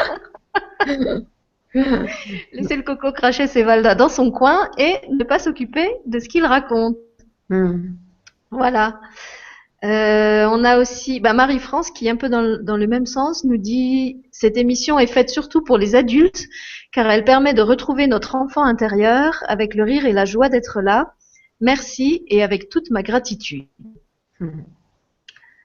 Voilà. Donc c'est vrai que quand j'avais présenté l'émission, j'avais expliqué que mon envie c'était pas de faire une émission spécifiquement pour les enfants, mais effectivement aussi une émission qui allait à travers les enfants toucher les adultes dans leur enfant intérieur, ce qui peut être une super façon de décrocher le coco, de débrancher le mental là-haut, en partant simplement dans le jeu, dans le plaisir d'être là et de s'amuser et d'arrêter d'avoir du résultat, d'arrêter de vouloir obtenir des choses. Et c'est vrai que les enfants sont pas du tout là-dedans. Aussi avec des choses qui nous font vibrer profondément. Ouais. Voilà. Attends, j'essaie de voir s'il y a d'autres choses. Alors, il y a Richard qui te demande bonjour Catherine, comment puis-je obtenir le CD du bon moment que nous venons de passer, car ça fait du bien en moi présentement. Donc, si j'ai bien compris, le CD, il n'existe pas encore. Non, il n'y a pas de CD en fait. Ça va être juste de réécouter l'émission. Non, je pense qu'il réagit par rapport au projet dont tu as parlé où tu disais que tu avais envie d'enregistrer ça. Ouais. Mais le CD n'existe pas encore, c'est juste à l'état de projet. Donc pour l'instant, c'est juste réécouter l'émission. Voilà. Et en plus, ça vous fera le plus grand bien. Alors Sylvie, je n'avais pas terminé avec les couleurs des dragons. Ah, excuse-moi, alors vas-y, finis avec les couleurs des dragons. Donc il nous en reste quelques-uns. Donc il y a le dragon perlé, donc qui apporte de la douceur au cœur de notre être, en fait. Le dragon cuivré protège. Le dragon bleu saphir amplifie la force et le courage de s'aimer, se respecter et reconnaître sa valeur. Le dragon bleu augmente l'estime et la confiance en soi. Et le dragon brun fait une reconnexion à la terre. Voilà. Bon, c'est des petits indices. C'est peut-être pas une vérité. Hein, je n'énonce peut-être pas des grandes vérités. Mais ça peut être des indices pour nous montrer aussi ce que nous avons à regarder en nous-mêmes, à travailler, à libérer ou ce dont nous avons besoin. Alors, on a un partage d'Amélie. Amélie qui a des enfants très connectés et qui nous dit « Je partage, je vous écoute et je fais mon dragon en terre. Et mon fils de 4 ans passe et me dit, oh, un dragon de feu, tu dois le peindre en rouge. Génial. Voilà. Super. Hmm. Ou alors peut-être qu'il a été inspiré par l'esprit Oui, de Petit Rouge, le qui petit est toujours rouge. là à Hmm. côté de mon ordi. Voilà, bah écoute, je crois que au niveau des questions, c'est à peu près. Ah non, j'en ai encore une là de Elisa qui te dit bonjour Catherine. On nous conseille toujours d'aller à l'intérieur de nous, mais en même temps, on nous dit que nos autres corps nous enveloppent, donc sont au-delà de notre moi physique. Le monde invisible est au-delà de nous, d'où la difficulté d'entrer en soi. Est-ce que tu comprends la Hmm. remarque? Alors, on dit que tout est en nous, euh, l'univers, la connaissance, euh, tout est en nous, ça c'est sûr. Euh, nos corps, notre enveloppe corporelle, bah, c'est nous aussi, cette enveloppe corporelle de toute façon. Elle fait partie de nous. Euh, Est-ce que tu peux relire la Donc en question? fait, elle te dit qu'on nous demande toujours d'aller en nous, mais qu'il y a aussi des enveloppes physiques qui sont à l'extérieur de nous. Oui, mais elles font partie de nous. Nous, c'est notre corps physique et les enveloppes autour de nous. Tout ça, ça fait nous, en fait. En fait, Elisa, il faut que tu imagines qu'on est comme tu connais sûrement les poupées russes, tu sais, où il y a une poupée dans une autre poupée, dans une autre poupée, dans une autre poupée. Donc nos corps énergétiques, ils sont comme ça, ils sont emboîtés l'un dans l'autre, et en même temps, ils rayonnent.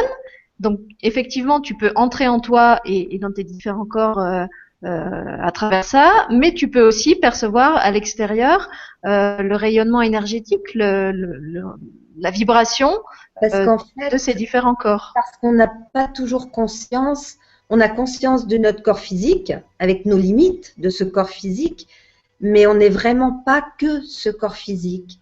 On a des corps d'énergie autour de nous et on n'a pas conscience de ces corps-là. Euh, alors, ce qu'on peut faire tout bêtement, c'est mettre les mains l'une en face de l'autre et puis ressentir l'énergie qui est entre les deux mains, comme si on allait façonner une boule. On peut bouger les deux mains comme ça, comme si on façonnait une boule d'énergie. Et là, on se rend compte que autour de nous, il y a de l'énergie et qu'elle a une densité. Nos corps énergétiques ont une densité. Et que c'est bien nous aussi, même si on ne le voit pas avec nos yeux, on peut le capter, on peut le percevoir, par exemple avec les mains, pour les personnes qui ne sont pas clairvoyantes. Ben justement, il y en a qui sont pas clairvoyantes, mais qui peuvent être clairressentantes Mm.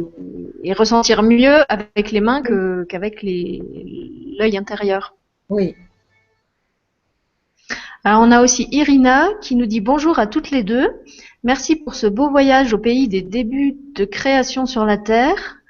Peut-on, selon vous, assimiler les énergies de dragon aux archanges de la création dont nous connaissons déjà des flammes? Mille grâces à tous et à toutes. Je ne sais pas du tout. Je ne peux pas répondre, je ne sais pas. Non, moi je sais pas non plus. Ce que je peux te dire, je crois qu'effectivement les archanges ont tous un dragon. Enfin, au moins les quatre grands archanges qui sont liés au nord, sud, est, ouest. Après, est-ce que les énergies des dragons sont liées aux flammes des archanges? C'est un sujet que moi non plus je connais pas assez bien pour pouvoir y répondre.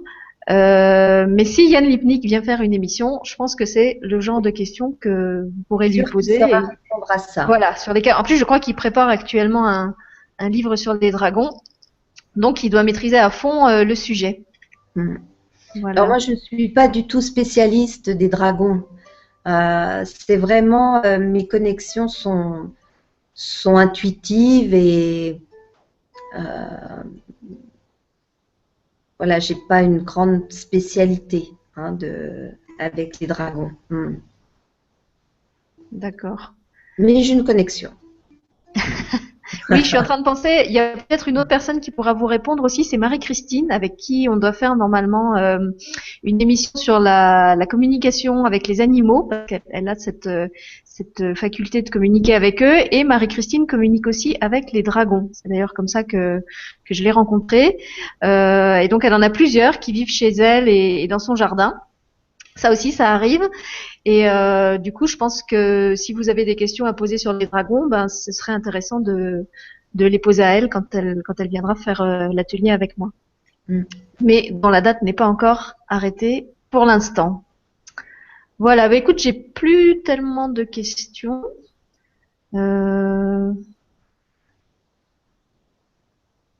Non, après c'est des merci. Donc tout le monde te remercie, nous remercie, me remercie Stéphane. Donc on a une grande vague de gratitude.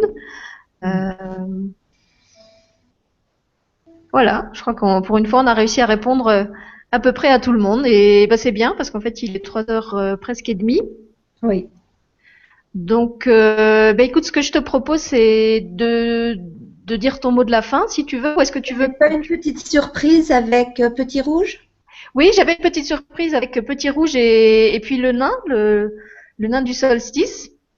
Donc je sais pas si tu veux que je la dise avant ou si c'est toi qui termine, c'est comme tu préfères. Alors, comme tu veux. Oui, tu vas terminer, c'est bien. Moi, je remercie toutes les personnes qui étaient présentes pour cette relaxation. Je suis ravie d'avoir pu partager ce moment-là. Et j'encourage tout le monde à aller se reconnecter aussi souvent que possible avec ce monde des élémentaux, avec les dragons.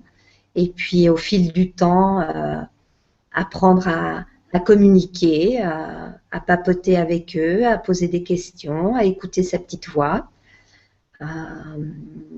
Encourager les enfants aussi, évidemment, à rester connectés à tout ce monde-là. Et voilà.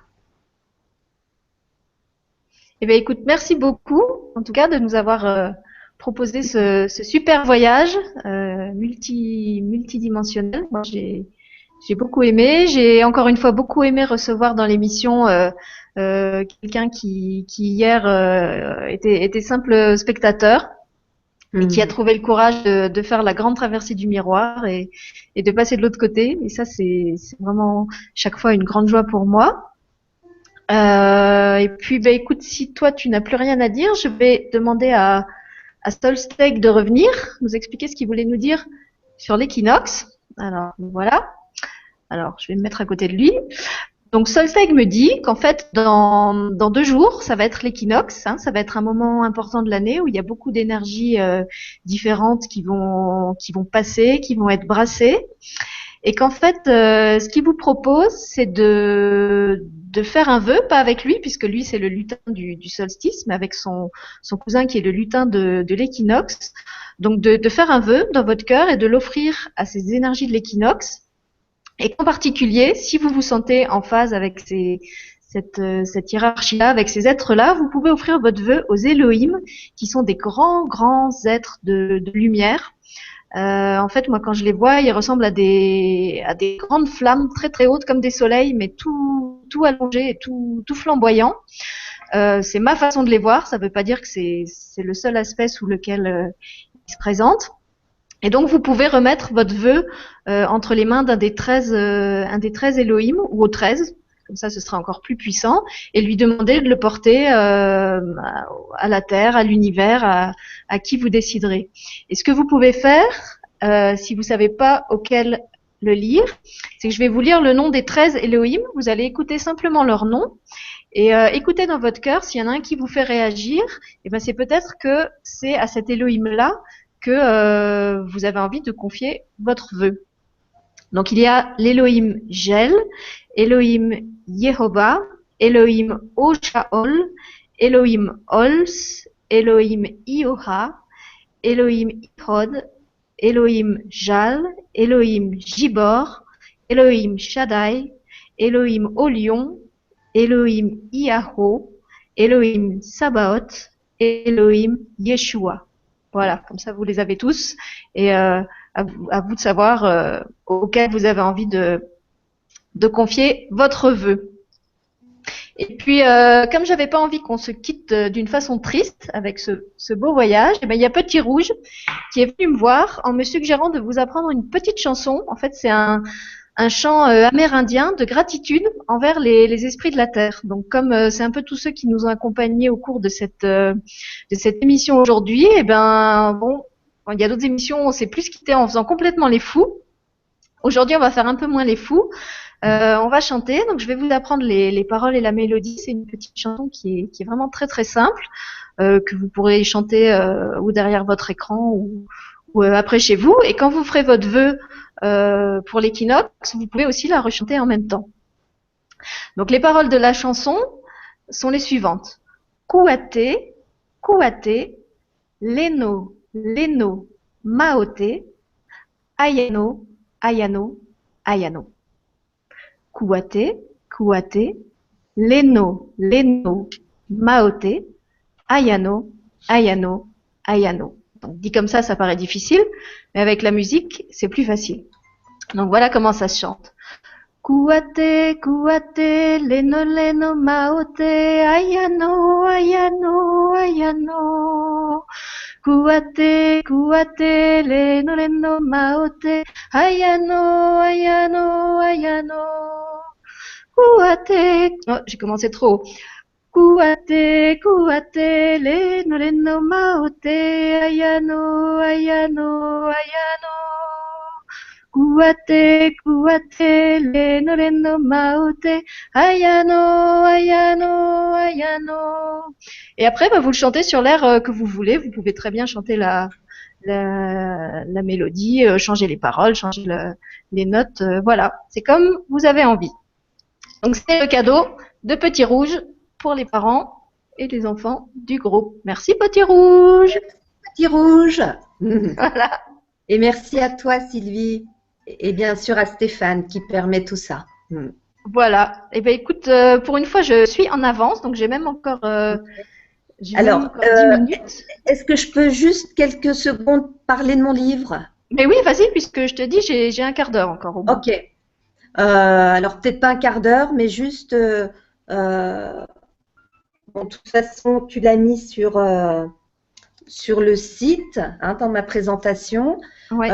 Donc, j'ai adapté, pour ceux qui connaissent la méthode Ho'oponopono, pour les enfants et les ados.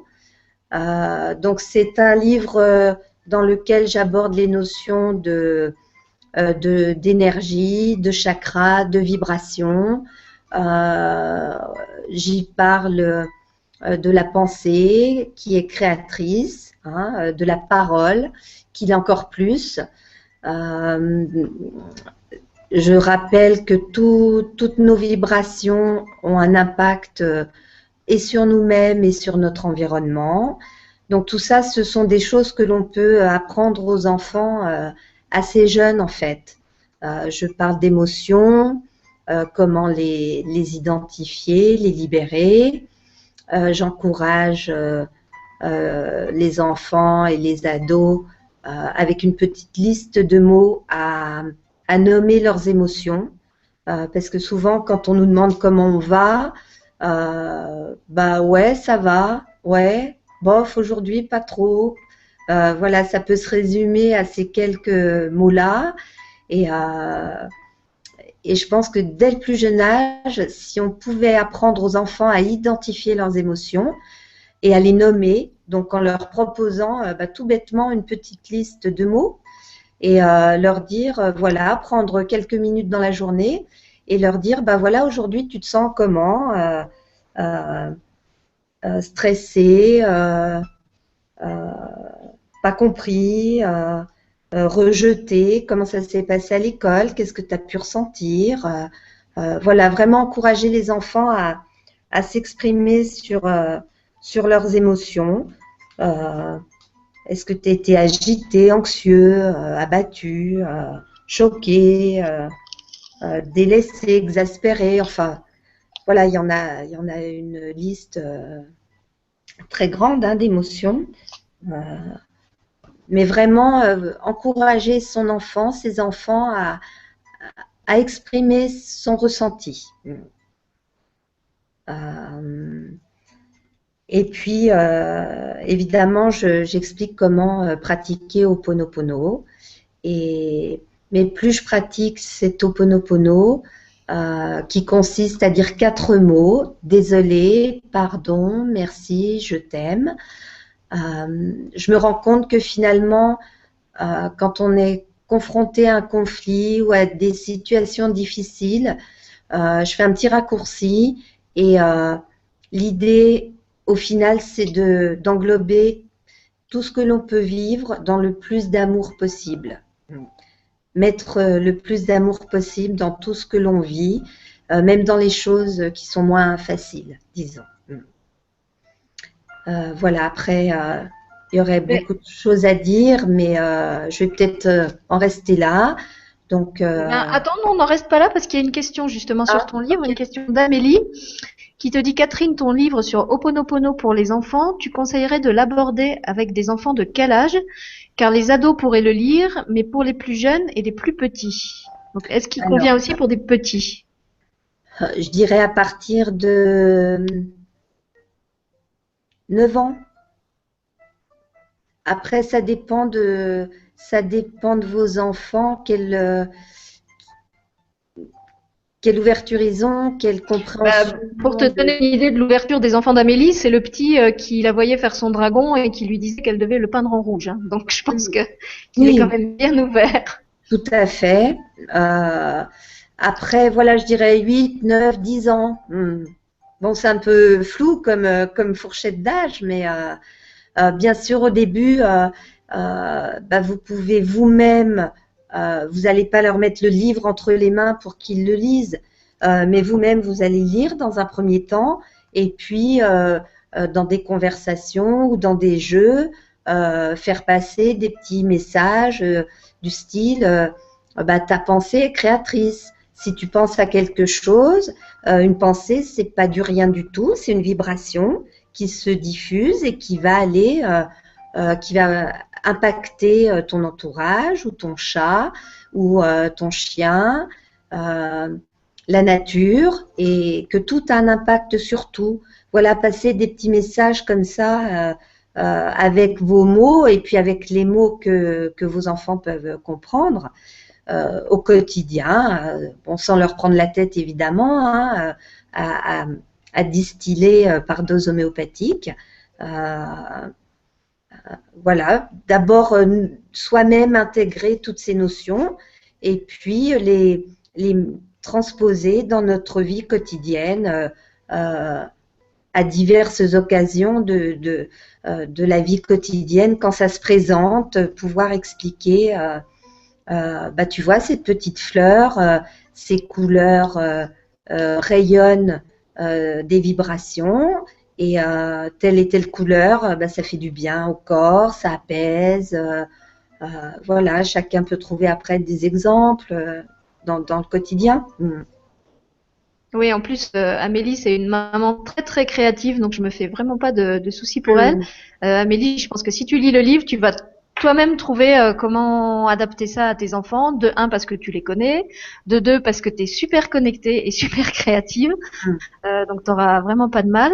Et c'est vrai que la question de l'âge des livres, moi, c'est une question qu'on me pose aussi souvent sur les miens. Et je dis toujours, mais en fait, il n'y a pas vraiment d'âge pour lire un livre parce que tout dépend comment le livre est amené. Tout dépend si l'enfant va lire le livre tout seul. Tout dépend si vous allez être avec lui pour lui expliquer les mots difficiles, pour en parler avec lui.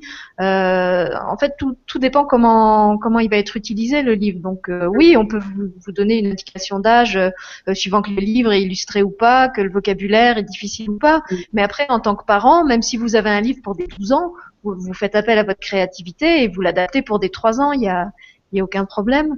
L'image de la pensée créatrice dont parle Catherine, par exemple, moi, pour mon fils, je lui ai expliqué ça avec les aimants. Je lui ai dit, en fait, on est tous comme des aimants, et tout ce qu'on porte en soi, tout ce qu'on porte comme émotion et comme pensée, ben, ça attire à nous les choses que justement on a nourries, qu'on a mises en nous et qui sont comme des aimants. Et comme mon fils c'est quelqu'un de très concret, ben, avec cette image, il a tout de suite compris. Voilà, donc il a compris que ça sert à rien par exemple, de penser à un truc qui fait peur avant de dormir, parce que c'est le meilleur moyen d'attirer un cauchemar.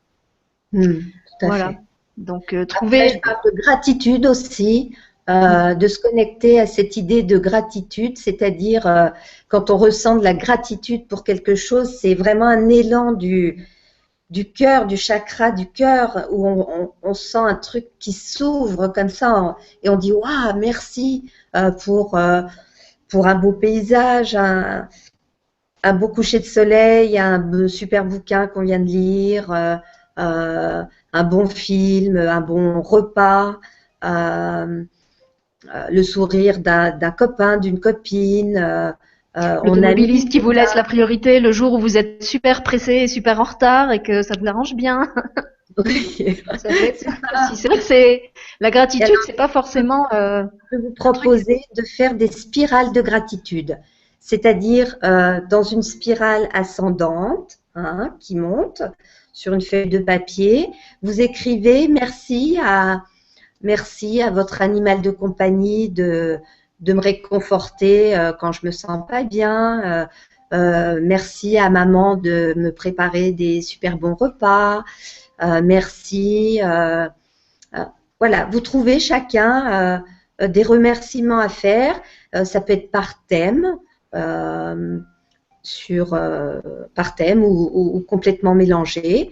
Donc, vous faites une spirale de gratitude et vous écrivez plein de remerciements sur plein de choses ou plein de personnes, des personnes que vous avez envie de remercier pour telle et telle chose. Je suis en train de chercher ma spirale. Voilà. Je ne sais pas si on va bien voir. Lève un petit peu, lève un tout petit peu. Il faut que tu parles parce que sinon on voit moins. Voilà. Donc, vous faites une petite spirale et puis sur le dessin de la spirale, vous écrivez tous vos remerciements et on finit en haut. Moi, j'ai fini par merci la vie. Voilà. Ça peut être une petite activité qui est sympa à faire et ça nous, quand on n'a pas le moral, quand on se sent fatigué, quand voilà, on n'a pas la pêche, ça peut nous reconnecter à une énergie plus positive, d'avoir de la gratitude pour. Oui, et si vous avez un enfant qui est trop petit, qui maîtrise encore même pas le graphisme pour faire des lignes et tracer des spirales, c'est pareil. Vous pouvez simplement lui faire placer des objets, des choses qu'il aime en spirale. Vous pouvez le faire verbaliser parce que la parole, c'est aussi une énergie créatrice. Donc, vous pouvez simplement vous promener et lui dire, bah voilà, le jeu d'aujourd'hui, c'est de dire merci pour tous les bons et beaux trucs qu'on a autour de nous. Et ça, c'est un truc qu'on devrait tous faire. Et quand on le fait, eh ben, on se rend compte qu'il y en a beaucoup plus que ce qu'on croit des fois. Je sais qu'il y a des gens qui tiennent aussi un journal de gratitude où justement ils notent comme ça tous leurs petits merci. Et le jour où ils n'ont pas la pêche, eh ben ils vont consulter leur réserve, leur coffre-fort de gratitude et ils puisent là-dedans. Oui. Et on peut aussi trouver une jolie pierre, un joli caillou, pas trop gros, sur lequel on inscrit le mot merci et on le met dans sa petite poche. Pour se rappeler que de temps en temps, on peut se connecter à cette gratitude. Voilà. On peut aussi offrir cette gratitude. Je crois que c'est un jeu que Francine avait proposé. Vous choisissez une pierre, vous écrivez dessus un mot qui vous fait vibrer, genre joie, amour, gratitude. Et après, ou vous la posez quelque part, ou vous l'achetez dans l'eau. Vous pouvez la mettre chez vous s'il y a un endroit où vous éprouvez besoin de la mettre. Vous pouvez la mettre sur vous à des moments où vous vous sentez pas bien. Ça peut aussi vous faire un soin. Et par rapport aux émotions, puisque tu parlais tout à l'heure de l'importance de verbaliser et de nommer ses émotions, je voulais dire aussi que pour les enfants, pareil, très petits, souvent ils n'ont pas les mots, ils n'ont pas le vocabulaire pour apprendre à reconnaître les émotions. Et il y a des tableaux avec des petits pictogrammes. Je sais plus si c'est Jeanne Siofaquin qui a fait ça. Enfin, j'essaierai de vous retrouver la référence et de vous la mettre dans l'article. Avec des, en fait, c'est comme un trombinoscope avec plein de petits Oui, personnages qui font ouais, différentes c'est mines. super Voilà, ça. des mines joyeuses, des mines tristes, nana. Oui. Et l'enfant, comme ça, même s'il connaît pas le mot, vous le mettez devant ce panneau et vous lui dites bon bah aujourd'hui tu te sens plutôt comme lequel? Montre-moi avec ton doigt lequel pourrait être toi aujourd'hui. Et après bah, vous pouvez lui apprendre le nom de l'émotion en fonction du visage qu'il vous montre et puis surtout vous parlez avec lui, vous lui demandez eh ben, est-ce que tu sais pourquoi tu te sens comme ça dans ton corps, ou est-ce que tu ressens que ça se passe, est-ce que Oui. c'est au niveau de la gorge, est-ce que c'est au niveau du ventre, est-ce que tu as Oui. les épaules raides? Oui, alors une émotion, c'est toujours un ressenti au niveau de son corps. Ça peut être une boule dans la gorge, un poids sur la poitrine, mal au ventre, un nœud dans l'estomac, mal au dos. Hein, c'est toujours, voilà, une émotion, elle va aller toujours se loger au niveau du corps. Oui, et encore une fois, bon, je le dis à chaque fois, mais quand vos enfants vous parlent comme ça de choses qui les tracassent, qui les habitent, ne vous sentez pas toujours obligé en tant que parent de leur donner la solution, parce ils ont le problème, mais ils ont aussi la solution. Donc, quand ils vous parlent de leur problème, demandez-leur. Et donc, si par exemple il vous dit j'ai une boule dans la gorge, au lieu de lui dire bah, je vais te donner tel truc, tel granule homéopathique contre le mal de gorge, qu'est-ce que je peux faire pour t'aider à faire sortir ta boule dans la... Ou est-ce que tu as une idée de comment on pourrait faire sortir cette boule dans ta gorge? Et souvent l'enfant, bon, ça arrive qu'effectivement il n'ait pas d'idée et qu'il ait besoin d'aide, mais bon, moi l'expérience que j'ai avec mon fils, c'est que quand même il sait souvent d'où ça vient et ce qu'il pourrait faire. Donc il va me dire, bah j'aurais besoin, je sais pas, que tu me masses à cet endroit-là, j'aurais besoin qu'on le mette sur un papier et qu'on le brûle, j'aurais besoin de le dessiner, j'aurais besoin de taper un grand coup dans quelque chose pour me défouler. Il va pas forcément savoir nommer l'émotion, mais il va être capable de vous dire ce qu'il aurait besoin de faire pour Pour qu'elle jarte, l'aider. quoi. Voilà. Ouais. Voilà, tu dis ça d'une manière beaucoup plus correcte que moi. C'est complémentaire. Voilà. Eh ben écoute, voilà, je vois qu'il est moins le quart, donc Ok. je vais aller récupérer mon loulou. Et puis, bah, je vous chante une dernière fois la petite chanson, comme ça on se quitte d'une manière joyeuse. Tu veux nous dire un petit au revoir avant? Euh, ben, gardez vraiment dans votre vie de tous les jours, pour les parents qui sont là, euh, une petite connexion avec votre cœur d'enfant, l'émerveillement de la vie qui coule en nous.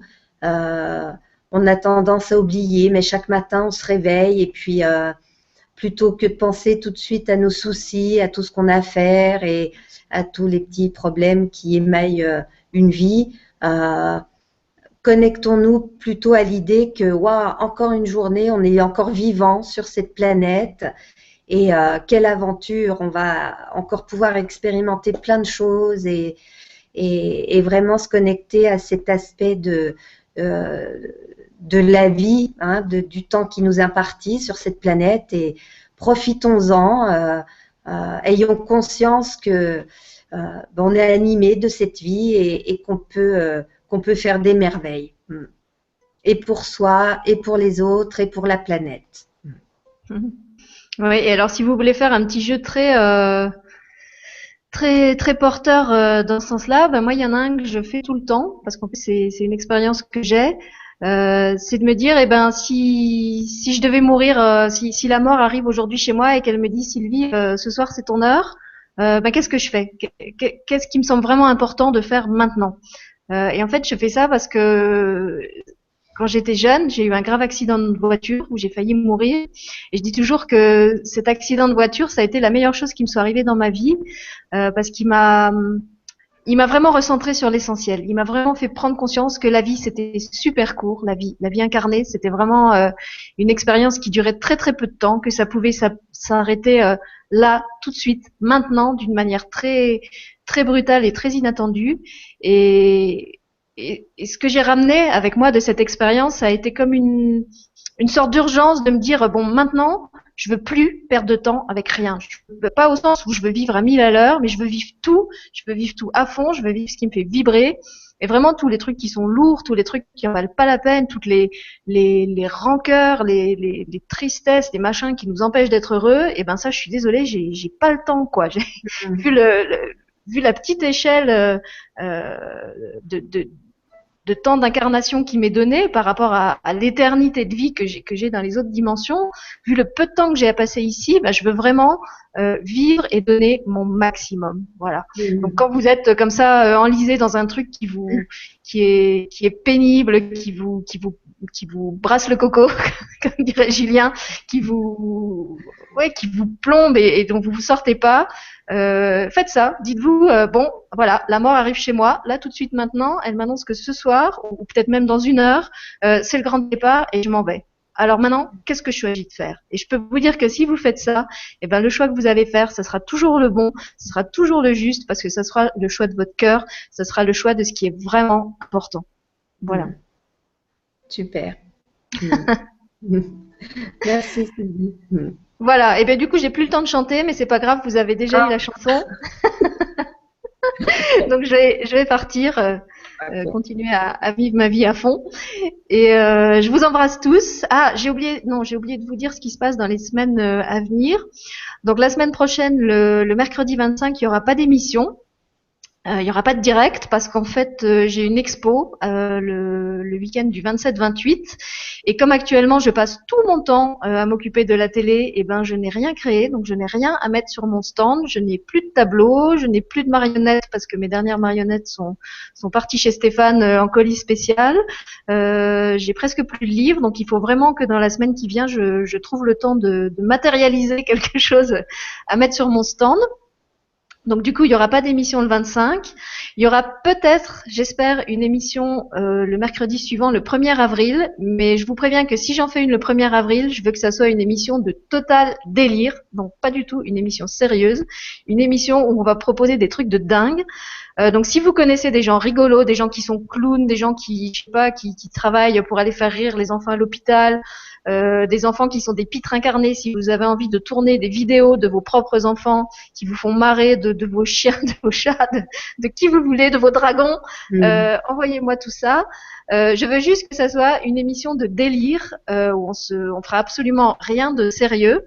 Parce que pour moi, être spirituel, eh ben, c'est aussi être capable d'être dans cette énergie d'autodérision, pas sarcastique, pas méchante, mais de lâcher prise avec l'image du pseudo être spirituel et des codes qu'il est censé respecter. Donc il y aura cette émission-là. Et ensuite, les 2 premières semaines d'avril, il y aura plus d'émissions à nouveau puisque chez nous, c'est les vacances scolaires. Donc je pars en France et vous m'aurez pas à l'antenne, mais peut-être que vous aurez la chance de nous voir avec ma famille. Si vous êtes dans l'ouest de la France, et ben peut-être que vous allez nous croiser en bas de chez vous. Voilà. Donc si vous voulez qu'il y ait une émission encore le 1er avril, envoyez-moi des trucs rigolos, donnez-moi des idées de contacts, de choses à faire. Et je la ferai, comme je l'ai dit déjà plusieurs fois, l'atelier c'est votre lieu, c'est votre endroit. Et si je fais quelque chose, ce sera avec vos matériaux et avec ce que vous aurez apporté. Voilà, sur ce, je vous fais des gros bisous et je file à dos de dragon à l'école parce que avec mes pieds humains, je n'y serai plus à l'heure. Au revoir tout le monde, gros bisous. Au revoir. Gros bisous. Au revoir. Au revoir, petit rouge. Au revoir. Les lutins et Stéphanou, on vous dit tous au revoir et gros bisous.